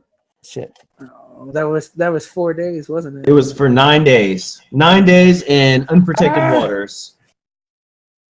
Okay. I would have never guessed that. All right. Question 3. Worth 3 points. This can get somebody a tie for an unprecedented victory. I'm tired of inviting newcomers and they shit on us Are you ready? in the movie and then never show up again. I'm showing up again. Don't worry. That's what they all say. All right. Question 3. Worth 3 points. What kind of fish was used as bait for the jaguar shark at the end of the film? God damn it. Oh my god! I hit the button. I hit the button by accident. No. You go ahead, Corey. Yeah. Well, he had to hit it first, so he's got to go first. No, I hit he it by jumped the accident. gun. Before he said go. Oh shit! No, my phone fell on my hand. Large white tuna. That is incorrect. I know the scene too, and I can't remember the name I of know. the fish. You know what? I knew this was a freaking question. It was something like a sea lion something. Oh my god! Had the word lion in it. I know it did. No, it didn't. Completely wrong. Danny, go ahead. Pink snapper. No. No, we didn't get any questions Pink right tuna. now. It was a rhinestone bluefish. See? A rhinestone bluefin He on said, a rope. "See," like he was even close. Because Ryan, I thought of the word lion with Ryan for some reason. He said, "That motherfucker." So You should, now it's time for Jeopardy. You should, Oh, okay. nobody got points. Here's the question. Jane, the reporter, slipped Ned a letter just before the terrible helicopter crash. What did that letter say? So while the Misfits are writing me their responses, all of you at home, please enjoy this wonderful hit by Danosongs. That's the second time I did that. From Danosongs. Danosongs is when Misfit Inc uses. Take it away. Love drive you to fly. Could hope be the only way? Would it be a crazy question? Would you take it all and throw it all away? Take me down to the final decision, and the world will break apart today. Take me down to the final decision, and the world will break apart today. And the world will break apart today.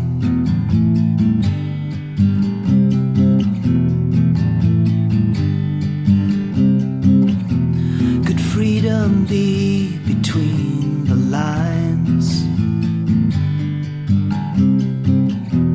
Enjoy a life foundation springing up to find that every thought will lead to nothing.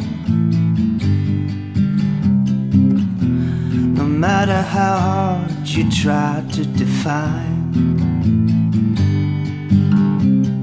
Take me down to the final decision, and the world will break apart today. Take me down to the final decision, and the world will break apart today. I open my arms to the end of time. I got one hand on a mummy and the other on a green tree, orange-eyed gecko. I got one foot on a street in the village and the other in a mine under Colorado sunshine. Under Colorado sunshine.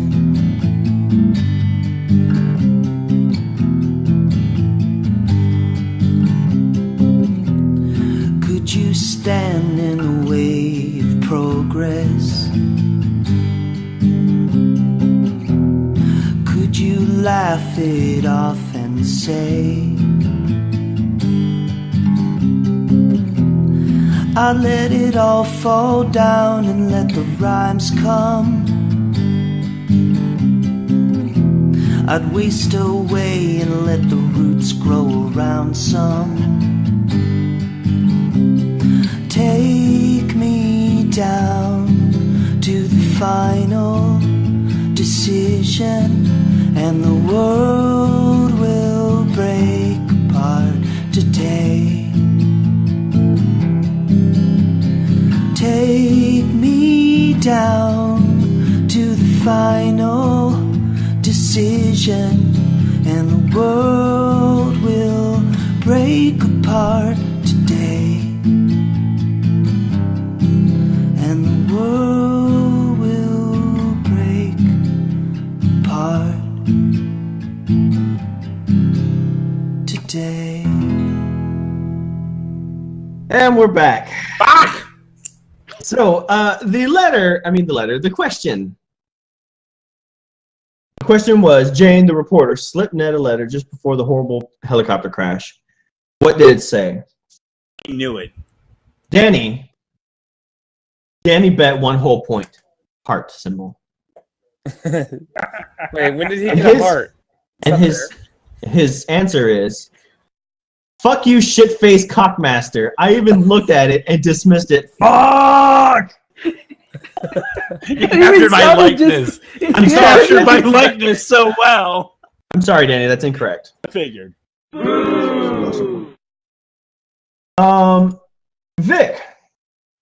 Vic bet 1 point. And his answer was, hello, Mrs. Robinson. Jesus loves you more than you could know. No. Vic, That I'm answer's wrong, surprised Vic. you didn't go the fucking Forrest Gump route. Okay, Jenny. I should have done that. Huh? Corey, I'm actually really impressed.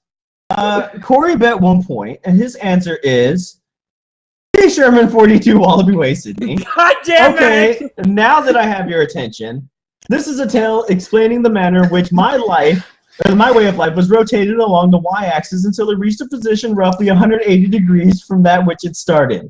If I can have 60 seconds of your time, simply place your posterior in the selected location. I will relate to you the details of how I was made the male matriarch of the district of the city of Los Angeles, California, commonly referred to as Bel Air. In the western region of the city of brotherly love known as Philadelphia, my mother expelled me from her womb, and indeed, that is also where I spent my childhood in my mother's care. The majority of my time was spent in recreational area containing such diversions as a jungle gym, swing set, sandbox, etc. I was typically at the height of leisure while frequently at a temperature slightly below what one would consider standard room temperature outside of my educational institution. I was engaged in a game of basketball with some friends, when a couple of gentlemen who seemed to be of the disposition to cause a great deal of mischief began causing a great deal of chaos, disharmony in the area in which I lived.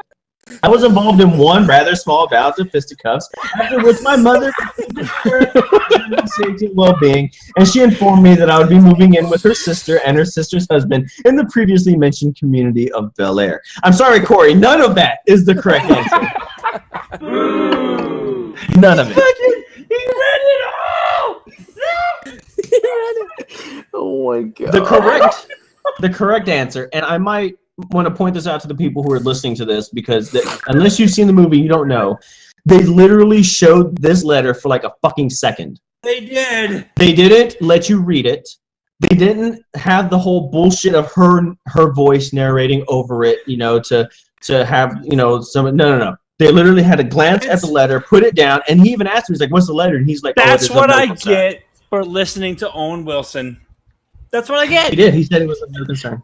No concern. I was like, "All right, Owen Wilson, next frame." The letter is actually kind of gut-wrenching, knowing that he actually dies in the next scene. And it reads, "Dear Ned, I just wanted to say again how much I love the sand dollar necklace. The peppermint dental floss was an inspired touch. Who are you, Ned Plimpton? I find myself asking that question. I hope you allow me to find out. Love, Jane." Well, damn. Wow, my heart. So there you go. The final score is Corey with 0 points, Danny with 0 points, and Vic, the newcomer, shitting over everybody. Take the prick the cocksucking dick. 3 points. 1 point for each testicle and his penis that he slapped on their faces. Last time I invite somebody to the fucking podcast. So, Vic, since you are the winner of the podcast, you get to pick the next movie for the next podcast. So what terrible, horrible movie are you subjecting us to? Okay, so basically there are 25 movies in all of this man, which is he's a lone swordsman who's blind, and he goes on adventures. Back in the Edo era of Japan, where everything is in black and white, some of the movies are in color, and I decided to pick one of the movies from that 25 set of movies, and it's called Zatoichi's Flashing Cane Sword. See, now you're just making shit up, guy. Zatoichi's Flashing Cane Sword, 1964. After being wounded in a fight, Zatoichi is nursed to health by a young woman and her father. Now indebted to the family, he works to protect her fairy business from local thugs. 1974. Man, this is gonna be painful. Man, I don't know any of these actors. No, honestly, I really like the way they were able to make a nice movie the way it looked with the stuff they had. They didn't have anything fancy. What, like an old Wu-Tang Clan movie? Wu-Tang Clan ain't nothing to fuck with. So would you like me to place the link in the chat? Yes, we'll do that afterwards. So there we go. Everybody out there, if you are watching this live, I don't know who is. There's 3 people that I don't know who they are, but thank you. Thanks for watching. Everybody else is catching this in the YouTube channels later on. By all means, go out and go watch it. It's at Zatoichi's flashing cane sword. Apparently, you can catch it on YouTube if you look hard enough. It is a full movie, 1964. So go ahead and catch that. Be sure that if you watch it, to draw a picture of your favorite scene, make a statue or whatever, take a picture, and send it over to the email address down below. And I think that's about it. I don't have anything else. Is everybody good? Yeah, no, we're good. I think Vic, man, seriously, thank you, and we'll see if we can get anybody else from the fucking Rip Patrol to jump in this bitch. I patent that term now because that's what we are, I guess. Rip Squad. You got dubbed Vic Victory. Yeah. And he's the victor. Vic Victory is the victor. Vic Victory is the winner of WrestleMania 5000. Oh my god. All right, bye everybody. All right, bye everybody. Bye. Bye. No one I know is out to kill me. I guess I'm doing okay. I'm lost among the millions. Just an empty head filled with the sky. I separated my life between the boring and exciting parts.